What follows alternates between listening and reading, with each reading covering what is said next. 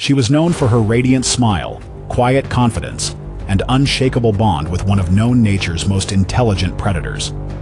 But in under 2 minutes, the crowd's applause turned to screams, and the water that shimmered with beauty was stained with tragedy. This is the chilling story of Jessica Radcliffe, a respected orca trainer whose final performance left more questions than answers. If you're captivated by the untamed power of the animal world, by true stories where beauty and danger collide, then make sure to like this video, subscribe to this channel, and turn on the notification bell. Here, we don't just tell stories, we explore the raw, unpredictable reality of nature. Now, brace yourself, because what you're about to hear will stay with you long after the screen fades to black. Jessica Radcliffe had dedicated her life to the ocean, long before she ever set foot inside a marine park. As a child growing up near the rugged coastline of Oregon, she would spend hours watching the waves roll in, dreaming of the creatures that lived beneath them. While other kids played with dolls or video games, Jessica collected marine life books and kept journals filled with sketches of whales, dolphins, and sea turtles. But it was the orca, the so-called killer whale, that captivated her more than anything else. She didn't see a monster. She saw mystery, intelligence, emotion, even soul. At the age of 12, she watched a documentary that changed everything. It showed orcas communicating through clicks and whistles, grieving the loss of family members, and displaying levels of empathy once thought to be uniquely human. That day, Jessica told her parents she would work with orcas someday, not as a performer, but as a partner. Her passion didn't fade, it deepened. She earned top grades through high school and was accepted into a prestigious marine biology program at the University of California, San Diego. There, she studied animal behavior, psychology, and advanced aquatic systems.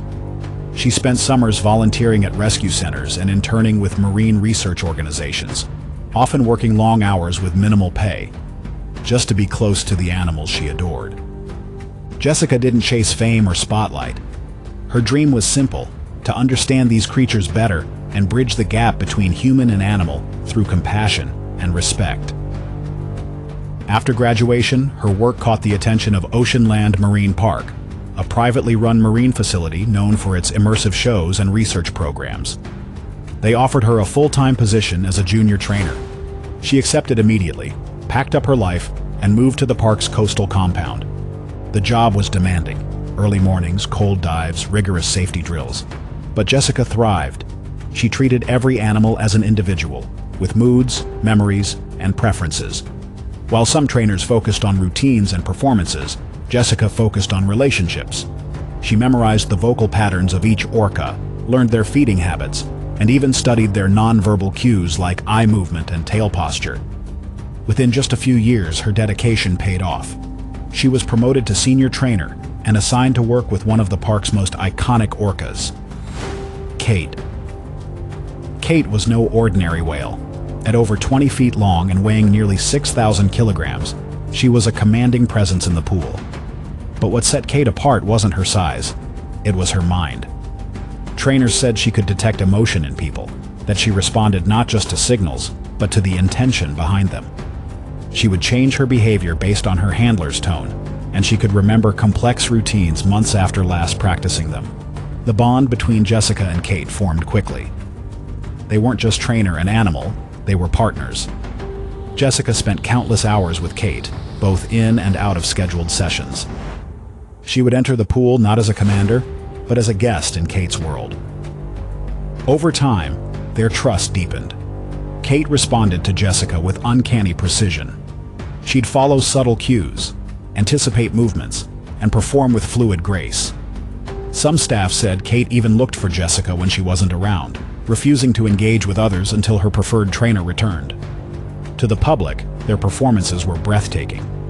Kait would leap through the air with Jessica balanced confidently on her back. The crowd would erupt as the two danced in water, one human, one giant predator, moving in perfect harmony. Visitors called it magical, staff called it a miracle. And Jessica? She called it trust. Still, behind every performance was a silent acknowledgement. Orcas, for all their beauty, are still wild, still powerful, still unpredictable, and that truth would one day surface in the most heartbreaking way imaginable. Because trust in the animal world is a fragile thing. On the hot afternoon of October 6th, OceanLand's most popular show, Ocean Pulse, was packed. Families filled the stands, kids held dripping cones of cotton candy, and camera phones were everywhere. Jessica stood at the pool's edge, waving to fans. Kait surfaced beside her, water rolling off her slick skin as she responded to Jessica's subtle gestures. The first half of the performance was flawless. Kait followed every cue, twisting, diving, rising up on command. Jessica smiled confidently, high-fiving a fellow trainer before stepping onto Kait's back for their signature finale. The music swelled, the crowd leaned forward, and then Kait paused. It was a hesitation so brief, most people missed it. Jessica gave the signal again. Kait stayed still. Jessica laughed softly and gave a more exaggerated gesture, this time with a verbal cue. That's when Kait dove suddenly, vanishing beneath the surface. For a moment, the audience thought it was a clever stunt. Jessica stood at the edge, waiting. But Kait didn't resurface where she was supposed to. She shot upward, right beneath Jessica, launching her several feet into the air. The crowd gasped. Jessica plunged back into the water. Still, many assumed it was part of the show. Then Kait reappeared and grabbed Jessica by the torso. What happened next is difficult to describe. Kait dragged Jessica underwater with terrifying speed. A few bubbles, then nothing. Seconds passed, then a full minute. Panic began to ripple through the stands. Backup trainers rushed toward the water, calling Kait, using acoustic signals, banging the emergency chime. No response. Then a dark swirl beneath the surface. And something else, the faint outline of Jessica's body, limp, floating upward. The water began to tint red. Guests screamed. Security rushed to usher people out. Children cried as parents covered their eyes and ears. Cameras that once captured playful tricks were now recording horror. When rescue divers retrieved Jessica's body 6 minutes later, her wetsuit was shredded. Massive contusions marked her ribs and abdomen. She wasn't breathing. Medics performed CPR on the pool deck for over 10 minutes, but it was too late. Jessica Radcliffe was pronounced dead at the scene. The official report said the cause was traumatic drowning with multiple internal injuries. Kait, the orca Jessica had trusted for nearly a decade, was responsible. But no one could explain why. The incident sparked an immediate shutdown of all shows at OceanLand. Kait was placed into seclusion. The staff, once proud of their performances, now wore blank expressions of shock and grief. But as the park fell silent, the public began asking questions. How could a well-trained orca turn violent without warning? Was this a tragic accident, or something that had been building for years? Experts offered several theories. The first? Miscommunication. Orcas rely heavily on body language. A single misread hand signal could trigger confusion, or even a defensive response. Jessica might have given an unintentional cue that Kait misinterpreted, perhaps as a signal of dominance or even aggression. Another theory focused on captivity-induced stress. Orcas in the wild swim up to 100 miles a day, hunt live prey, and live in complex social groups. In captivity, they are confined to tanks, perform for food, and interact with humans more than their own kind. Over time, this can lead to what some call zoochosis, a state of depression and aggression seen in many captive animals. Perhaps Kait, after years of routines and repetitive stimulation, simply snapped. A third theory suggested medical issues. Orcas, like humans, can suffer from chronic pain. A hidden injury or undetected illness may have caused irritation or confusion. Kait might have been lashing out, not from rage, but from suffering. But no theory fully explained the violence of the attack. Kait had never shown aggression toward trainers. She had been labeled safe. She had performed that same routine hundreds of times. Jessica's death mirrored a tragedy the world hadn't seen since 2010, when SeaWorld trainer Dawn Brancheau was killed by an orca named Tilikum. That case prompted global debate about marine parks and the ethics of orca captivity. Documentaries like Blackfish pulled back the curtain on the emotional toll captivity takes on orcas, and the risks faced by their trainers. But even after the world turned its eyes, accidents kept happening. Jessica's story, whether cautionary, tragic, or something darker, was a reminder that nature doesn't always obey rules.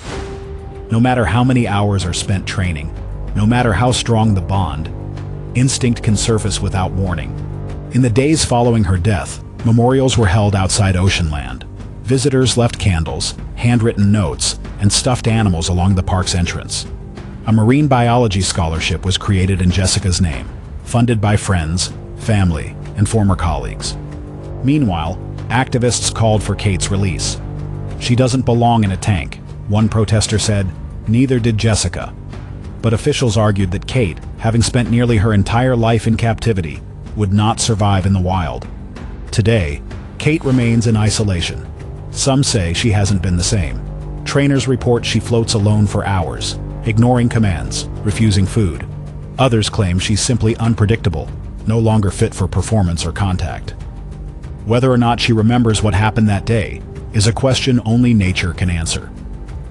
The story of Jessica Radcliffe may never be fully understood. No official footage has ever been released. No public trial has been held. Some say the park buried the truth to protect its reputation. Others say there's nothing more to explain. It was a freak accident, a tragic convergence of trust and instinct. But every time an orca leaps through the air in front of an audience, some wonder, could it happen again? Was Jessica a victim of chance, or of a system that puts showmanship above safety? And if a creature as intelligent, as seemingly loyal as Kait can turn, what does that say about the thin line we walk when we seek to tame the wild? Tell us what you believe. Was this a tragedy no one could have seen coming? Or a disaster we chose not to prevent? Let us know in the comments. And if this story moved you, hit like, share, and subscribe to Animal Attacks TV, where the wild gets real.